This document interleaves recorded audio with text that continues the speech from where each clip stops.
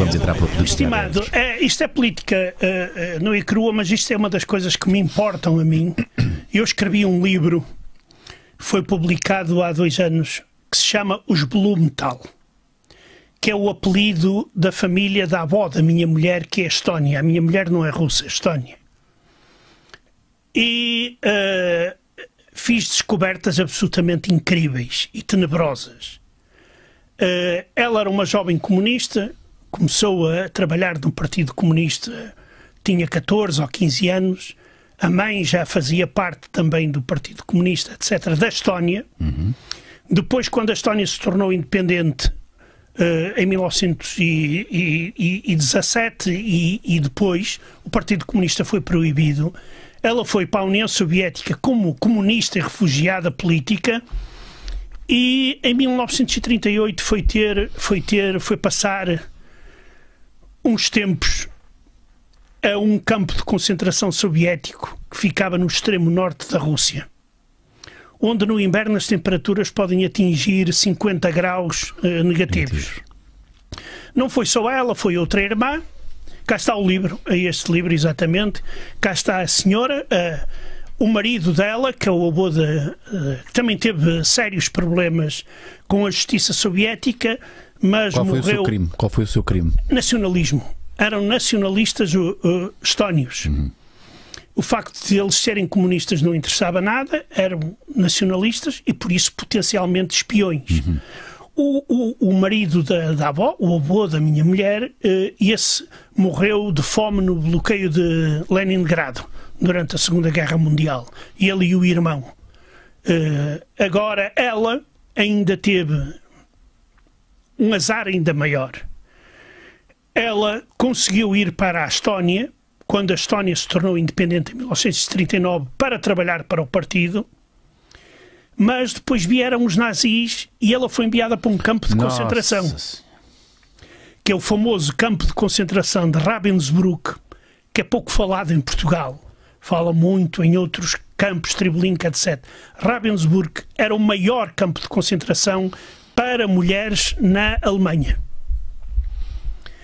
E ela teve a oportunidade, se assim se pode dizer, de comparar uma coisa e a outra. Sim. E era o que ela dizia. Os soviéticos matavam-nos de trabalho, os nazis matavam-nos de fome. E a irmã dela também, que teve 15 anos em campos de concentração soviéticos, também conta histórias absolutamente incríveis. E se formos ver, digamos, as raízes ideológicas, há pessoas que dizem isso é uma barbaridade, até alguns historiadores sérios. Que não se pode comparar. Não se pode comparar o nazismo com o comunismo? Comparar porque ideologicamente tem raízes diferentes. Sim, o método é claramente semelhante, não é? Mas ideologicamente são semelhantes. Ideologicamente tem muitas semelhanças. Eu aconselho toda a gente a ler um livro que se chama A Vida e o Destino, de um grande escritor soviético chamado Vassili Grossman. Foi um livro escrito em 1961, se não estou enganado, e editado só depois do fim da União Soviética. É considerada a guerra e paz do século XX. Onde ele levanta este tema, põe um velho comunista soviético num campo de concentração a conversar com um guarda nazi. E nós, daquela conversa, depreendemos que eles têm a mesma coisa. Eles se entendem. E entendem-se. Entendem-se e não só. Há muita, digamos, muito de comum na própria organização social e na própria forma de gerir essa organização social. Compare-se, por exemplo, digamos, a propaganda soviética e a propaganda nazi dos anos 30, 40. Claramente similar. Quer dizer, se as pessoas não souberem línguas estrangeiras, pensam que se está a tratar do mesmo país. Mas importa aqui, desculpa interromper, José, mas acho que é importante aqui ressalvar uma coisa. Estás a falar do comunismo soviético, porque há vários comunismos, atenção. Há o comunismo, ou é tudo a mesma coisa? Quer dizer, conheces algum comunismo diferente? Exatamente. Não, mas fala-se do comunismo chinês, do comunismo russo, o comunismo chinês, comunismo cubano, pois, o comunismo português, se quiseres. Está bem. Aqui há uma coisa. O comunismo russo provocou, ou melhor, soviético, provocou umas dezenas de milhões de mortes. O comunismo chinês foi umas centenas de milhões de mortos. O comunismo cubano deu o que deu, além da fuga e da morte de muita gente. O resultado está à vista. Porque a mim interessa-me, nesta comparação também, é o resultado real. Há outra coisa que eu recomendo fortemente, que é ver um filme que às vezes para os portugueses é um bocado difícil de compreender, mas é uma obra-prima que se chama Goodbye Lenin,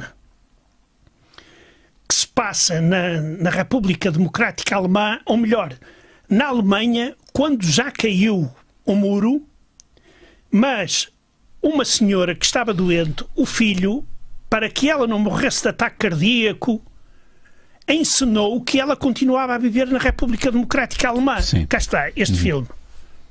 Que é um filme genial. Então ensinou tudo, portanto, com atores... Ensinava tudo, até digamos, os potes para meter pepinos e essas coisas, as marcas e essas...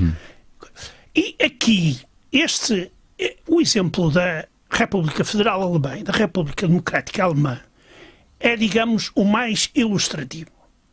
Quando caiu o muro de Berlim, eu pergunto, quantas pessoas foram a correr do Ocidente para o Oriente? E quantas vieram em sentido contrário? A isto chama-se votar com os pés. Ou com as pernas. E mais casos. Querem ver mais casos? Podemos continuar. As perseguições